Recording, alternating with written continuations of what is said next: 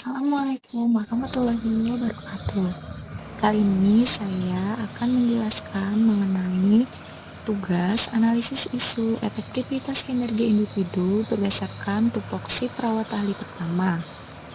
Dengan pengampu materi Bapak Dr. Zainal Fanani, MED.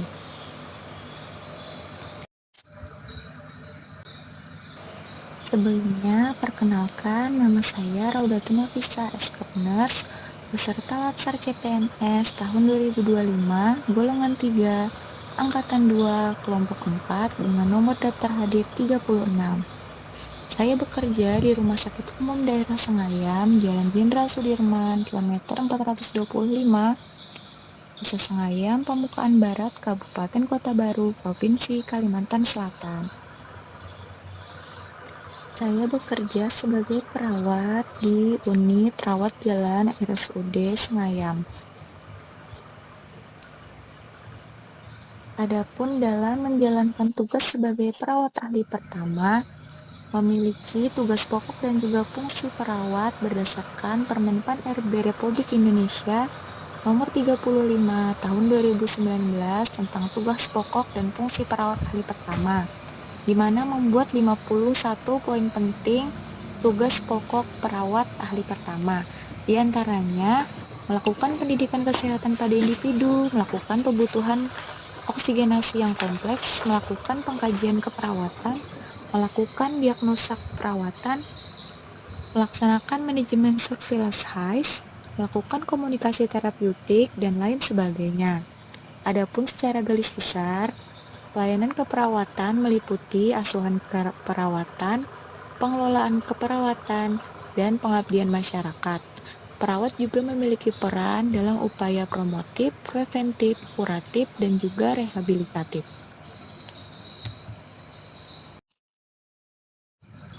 Sebelum saya memaparkan mengenai analisa isu, saya akan menjelaskan mengenai apa itu isu. Isu adalah sesuatu yang terjadi di dalam maupun luar suatu organisasi yang apabila tidak ditangani maka akan berdampak negatif baik di dalam maupun berlanjut ke lebih kritis. Adapun identifikasi masalah atau isu yang saya temukan di tempat bekerja saya, yang pertama, kurang optimalnya penggunaan rekam medik elektronik dalam pendokumentasian keperawatan. Yang kedua, kurangnya kepatuhan pasien atau pengunjung dalam penetapan protokol kesehatan saat ke rumah sakit. Yang ketiga, kurang optimalnya pemberian pendidikan kesehatan pada pasien. Yang keempat, kurang optimalnya pemberian edukasi cuci tangan bagi pengunjung sebelum dan sesudah mendapat pelayanan. Dan yang kelima, kurangnya pengetahuan dan pemahaman pasien. Dari berdasarkan 5 isu yang ada, dilakukan penapisan isu dengan menggunakan metode APKL, di mana metode APKL yaitu A. Aktual, seberapa penting dan mendesak isu itu terjadi dengan menggunakan skala 1-5. Kemudian P. Problematik, menggambarkan seberapa kompleks dan sulitnya isu itu terpecahkan. Yang ketiga, kelayakan, menunjukkan seberapa luas isu tersebut mempengaruhi masyarakat. Dan yang terakhir, L, layak, menilai apakah isu tersebut memungkinkan untuk ditangani atau diselesaikan. Dengan menggunakan metode APKL ini, yang pertama, isu kurang optimalnya penggunaan rekam medik dengan A3, P3, K3, dan L3 dengan total 12.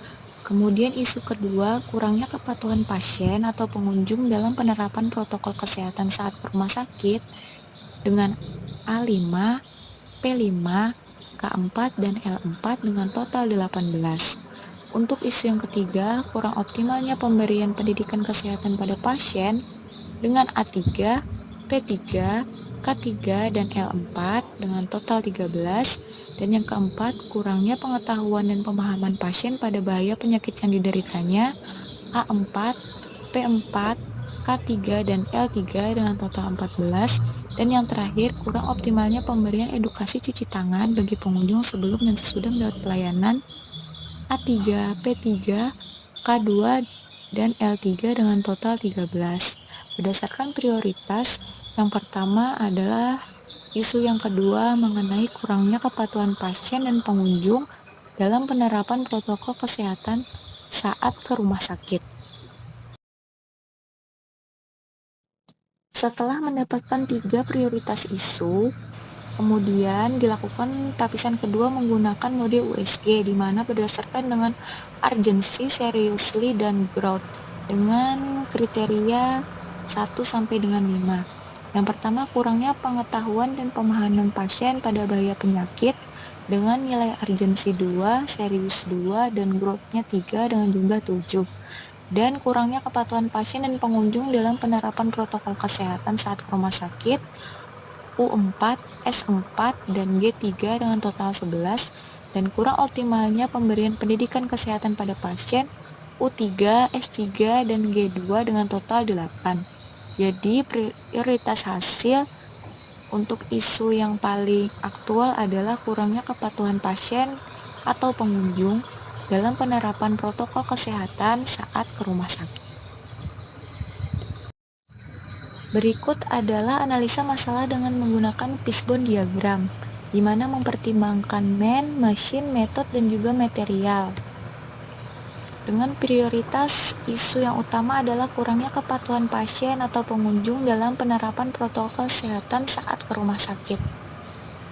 Berdasarkan analisa fishbone ini, didapatkan beberapa akar masalah, diantaranya belum tersedianya media digital, belum tersedianya media edukasi, pengawasan dan umpan balik yang kurang, pendekatan personal belum maksimal, kurangnya pengetahuan dan pemahaman, sumber daya keuangan yang terbatas, materi edukasi yang belum tersedia.